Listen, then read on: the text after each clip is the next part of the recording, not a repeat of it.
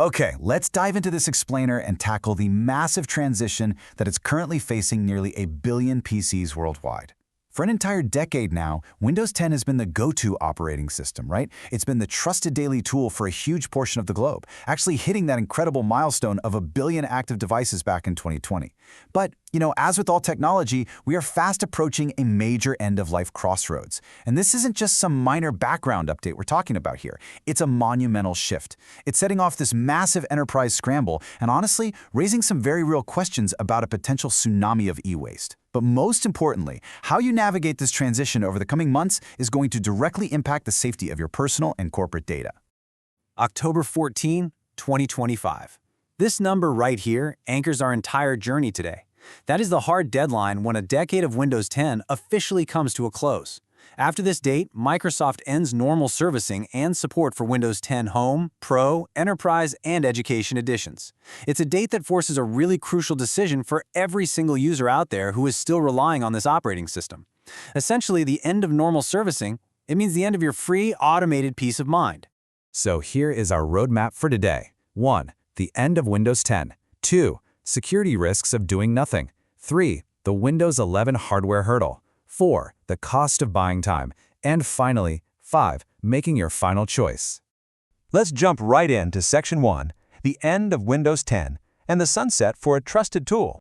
Now, your PC isn't going to just magically stop turning on when we cross that 2025 deadline, but Microsoft is officially pulling the plug on 3 critical lifelines. First off, you'll lose technical support for any issues you might run into. Second, you are going to stop receiving new feature updates. And third, and this is by far the most important one, you will see the end of quality updates and security fixes. Now, you might not really care about missing out on flashy new features or little cosmetic tweaks, but losing those security fixes, that is absolutely crucial. Without quality updates, any newly discovered zero-day exploits are just going to remain completely unpatched forever. That is where the real immediate danger lies.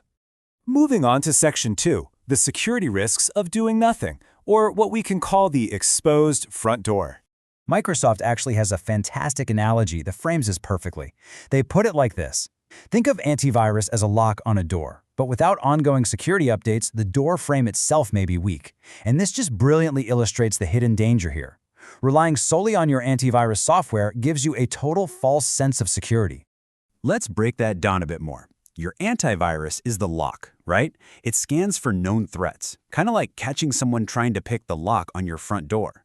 But the OS security updates, those patch the structural vulnerabilities in the system itself. They reinforce the actual door frame.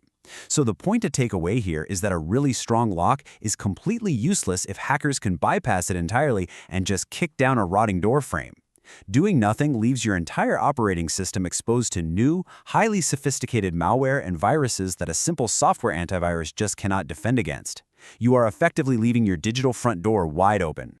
Which brings us to Section 3, the Windows 11 hardware hurdle, and exactly why you might be stuck. So, upgrading sounds like the easy way out, right? But the biggest talking point here is TPM 2.0. TPM stands for Trusted Platform Module. It's a dedicated microchip built right into your motherboard or processor that provides hardware-level security functions. Windows 11 is built entirely around comprehensive end-to-end security, and it relies heavily on this specific piece of hardware. But why is Microsoft forcing this requirement? Well, it really comes down to defending against deep, persistent threats. Think firmware-level ransomware and rootkits. The TPM creates a secure hardware enclave that software alone simply can't match. Because of this, that little chip is the biggest pain point and the strictest requirement blocking millions of older PCs from seamlessly upgrading to Windows 11. But it's not just TPM 2.0.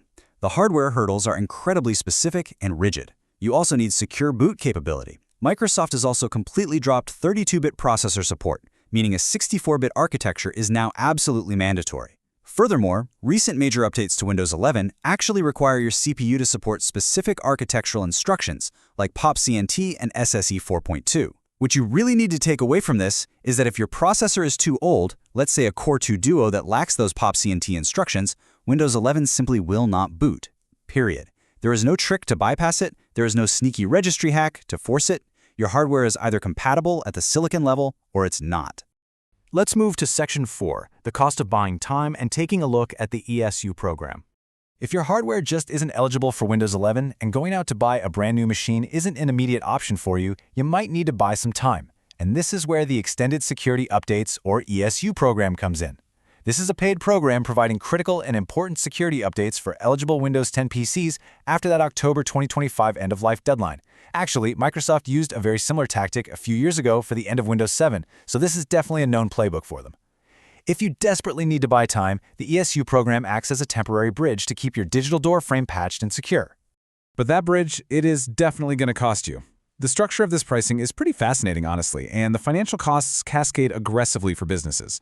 For commercial users, it starts at $61 per device for the first year, then doubles to $122 in year 2, and doubles again to a massive $244 in year 3. It's very clearly designed to push enterprises off the old OS. Now, educational institutions get a huge break, starting at just $1 and capping at $4. But for everyday consumers, the deal is quite different. Consumers can secure a 2-year extension for a one-time purchase of $30. But wait, it gets better. You can actually get that 2-year extension completely for free if you just sync your PC settings to the cloud using a Microsoft account, or by redeeming 1,000 Microsoft Rewards points. Make no mistake, though, even this consumer bridge completely collapses on this exact date, October 12, 2027. That is the absolute non-negotiable limit for the consumer ESU program. No matter when you enroll or how much time you think you bought, the life support gets cut off permanently on this day. Which brings us to our final section, Section 5. Making your final choice, and figuring out which path you'll take. You're standing at the crossroads, and here are the 3 distinct, practical paths you can take right now to protect your device. Step 1. Check your eligibility today. Just go to your settings, click Privacy and Security, and check Windows Update. Step 2. If your device actually meets the requirements, upgrade to Windows 11 for free. If it's incompatible, you really should look into buying a new PC. And yeah, the harsh reality here is that millions of perfectly good functioning hardware pieces might become e-waste because of these strict cutoffs. It's a tough but necessary pill to swallow for the sake of security. Keep in mind, Microsoft does have trade-in and recycling programs to help you safely dispose of old hardware and maybe even get some cash back. And Step 3. Enroll in the ESU program if you absolutely must keep your legacy hardware running safely for just a little bit longer. The overriding message from all of this data is incredibly simple. Secure your digital front door before time runs out. Doing nothing is literally the one option you simply cannot afford to choose. The internet is constantly evolving, and without structural updates to your operating system, those threats are inevitably going to break through. So I'm going to leave you with this. The clock is ticking toward October 2025. Will you upgrade your hardware, or will you risk your digital front door? Think about how you are going to protect your own data. Thanks so much for joining me for this explainer.